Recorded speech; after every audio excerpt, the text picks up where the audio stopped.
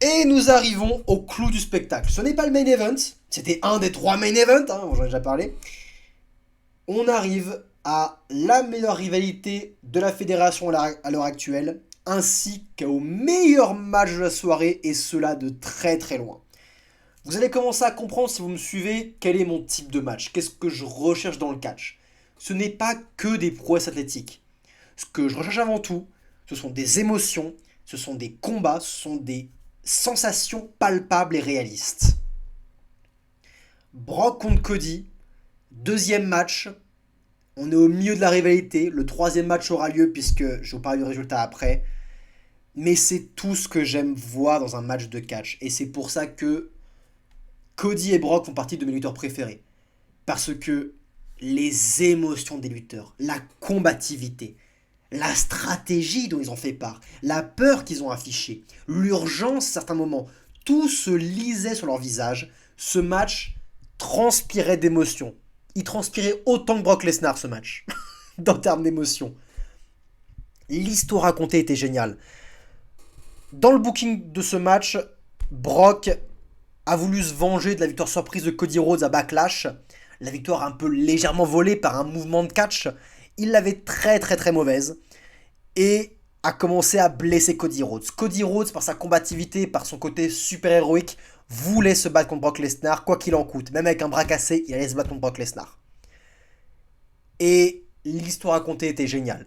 C'était parfait parce que ça donnait une porte de sortie à Cody Rhodes, ce bras cassé. Une porte de sortie pour justifier une défaite et justifier une progression de programme. Et vous savez quoi? Avec ces deux lutteurs, oui, je veux une progression de programme puisque c'est génial ce qu'ils nous proposent. Les promos chaque semaine, les attaques extrêmement réalistes, les gueules qu'ils proposent, l'animosité qu'ils dégagent, c'est fantastique. Donc le match, Cody est blessé, la foule est complètement derrière lui. Il commence par se manger des suplexes après avoir évité. D'abord, en fait, il nargue un peu Lesnar. Il sent bien qu'il est pas en situation de force. Et du coup, il cherche à avoir l'avantage. Donc, il nargue un peu Lesnar. Il fuit un peu ses offenses jusqu'à que ce dernier remonte dans le ring. Il commence à l'accabler de coups. Et pareil dans le coin du ring. Mais finalement, Lesnar reprend le dessus. Et là, c'est le début de Suplex City, du coup.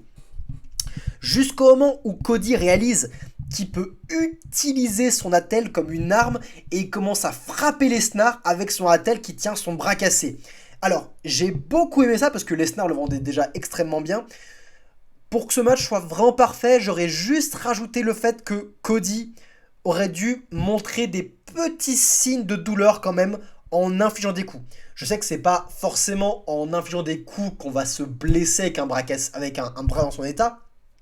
Pas forcément cassé, mais un bras dans son état. Mais quand même, je pense que les chocs à répétition, il aurait dû au moins montrer que, voilà, ça piquait.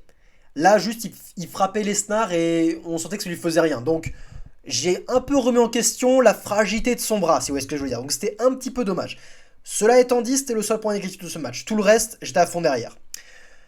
Cody, du coup, profite de son attel pour prendre le dessus. Et là, il place deux crossroads sur Brock Lesnar. On y croit à fond. Mais là, Brock Lesnar attrape Cody dans son Kimura Lock.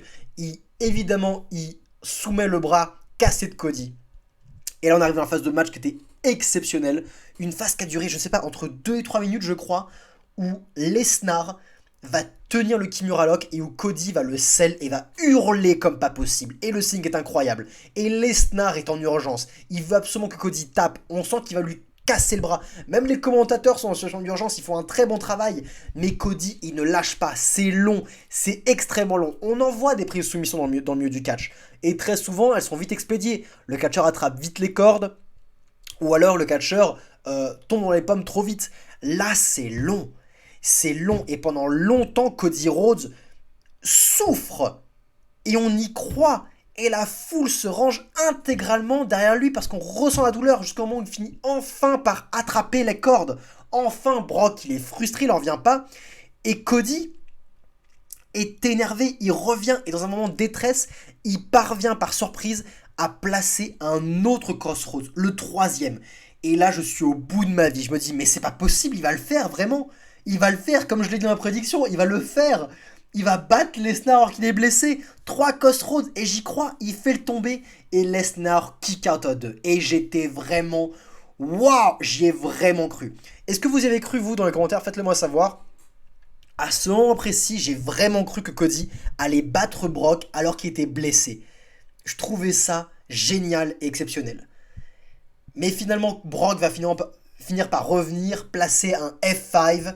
Cody va kick out du F5, mais il va directement le remettre dans son Kimura lock. Et Cody va finir par s'évanouir parce que deuxième Kimura, avec la douleur plus le F5, c'est logique qu'il finit par s'évanouir. Il a été tellement protégé dans la défaite. C'est génial.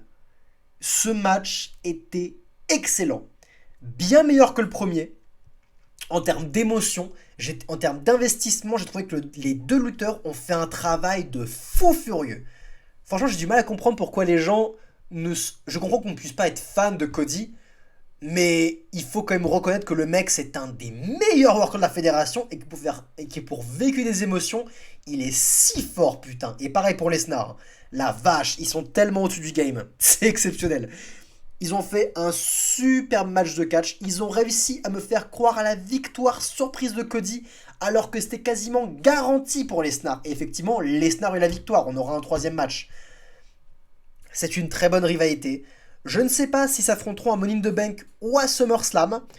On verra. Peut-être qu'ils vont attendre SummerSlam pour que Cody se remette de manière réaliste de sa blessure. Parce que là, vraiment, il doit avoir le bras cassé. Là, il a pris vraiment extrêmement cher. Pourquoi pas écarter un petit peu Cody des rings, profiter de Seth Rollins en tant que champion poids lourd pour être un peu le pionnier de Raw, la tête d'affiche de Raw pour quelques temps, écarter Cody un peu des rings qui manque un petit peu aux fans pour revenir chercher son match final face à Brock Lesnar. Pourquoi pas à SummerSlam, ça vaut le coup. C'est superbe rivalité, superbe match. Bravo.